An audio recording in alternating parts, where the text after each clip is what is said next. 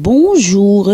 Le réquisitoire du parquet dans le procès de présumés terroristes est à la une de l'actualité livrée par les journaux parus ce mardi 15 mai 2018. Rewmi Quotidien, qui juge sévère ce réquisitoire, renseigne que Ali Siré Ndiaye veut 30 ans de prison ferme contre Imam Ndao, la perpétuité pour Diokhane et des peines diverses pour les autres. Le maître des poursuites, selon Rewmi Quotidien, est d'avis qu'Imam Ndao a adhéré au projet de Diokhane qui consiste à perpétrer des actes de terroristes au Sénégal. Par ailleurs, le procureur a fait de graves révélations sur Diokhane, nous apprend toujours le journal du groupe Promo Consulting, qui note que ce dernier a rappelé que lors de l'arrestation de Kumbanyang, épouse Diokhane, la perquisition de son domicile avait permis de retrouver une forte documentation uniquement sur le djihad. Et en évoquant le mot djihad, il faut qu'on s'entende bien. Djihad, c'est l'effort qu'on peut faire pour une chose ou une activité donnée. Mais ici, on pense au djihad combat, au djihad violent. Et les preuves ont eu à le démontrer. Les débats d'audience ont montré que les documentations sont attribuées à Matar Diokhane par son épouse Kumbanyang, a dit le procureur selon Rewmi Quotidien, qui donne plus de détails à sa page 3. À la même page de Vox Populi, l'on revient sur le réquisitoire musclé du procureur spécial contre les présumés djihadistes. 30 ans de travaux forcés pour Imam Ndao et la perpétuité pour les 12 combattants du groupe nigérian de Matar Diokhane renseigne à sa une ce journal qui signale que les épouses Diokhane risquent 5 à 10 ans de prison et les candidats djihadistes 15 à 20 ans de travaux forcés. Ali Siré Ndiaye requiert l'acquittement pour 8 accusés dont les Mauritaniens, nous apprend toujours Vox Populi. Imam Ndao risque 30 ans, renseigne à sa une le quotidien La Tribune qui revient sur les projets djihadistes planifiés à Rosso et le lien entre Matar Diokhane, Imam Ndao et Abou Hamza Ndiaye. Le procureur sort le sabre, titre par conséquent Walf Quotidien, qui rapporte aussi le réquisitoire contre les présumés terroristes.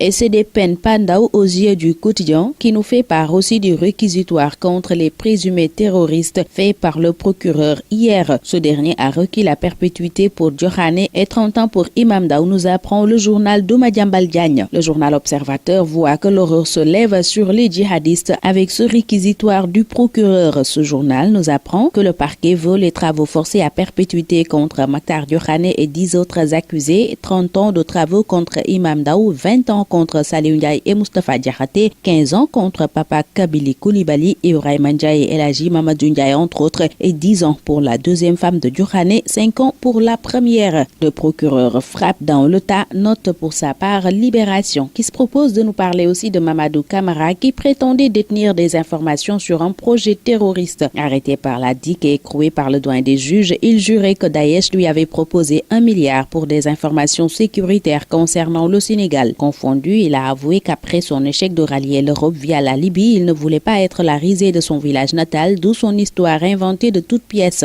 Et il créa sa légende après avoir entendu des migrants dire que l'État offrait de fortes sommes en échange d'informations sur les réseaux terroristes. Mamadou Camara, originaire de Parumba à Vélingara, prétendait en effet avoir séjourné dans le Nord Mali auprès de présumés djihadistes avec qui il aurait commis plusieurs braquages. Faux djihadistes et vrais escrocs, titre par conséquent Libération. Dakar Times, sous un autre registre, rapporte les pièces qui déchargent le capitaine Dieye qui a démissionné de l'armée sénégalaise. Selon ce journal, un rapport révèle les ambitions politiques du capitaine et son intention de mener une bataille contre des autorités militaires. Le capitaine Dieye est aussi soutenu par plusieurs jeunes soldats sénégalais et ses amis saint-syriens. À en croire Dakar Times, un officier de l'armée sénégalaise dénonce l'arrestation de Dieye et avertit. Le colonel Ndao, lui, assène ses vérités dans l'As par rapport notamment à l'affaire capitaine Dieye. Il dit avoir senti une frilosité des chefs et indique qu'il faut d'une façon ou d'une autre que le capitaine Dieye quitte l'armée. Dans l'Observateur, Babacar Gaïd dit pour la candidature de Karim Wade, mais fait remarquer que ce dernier doit être sur le terrain.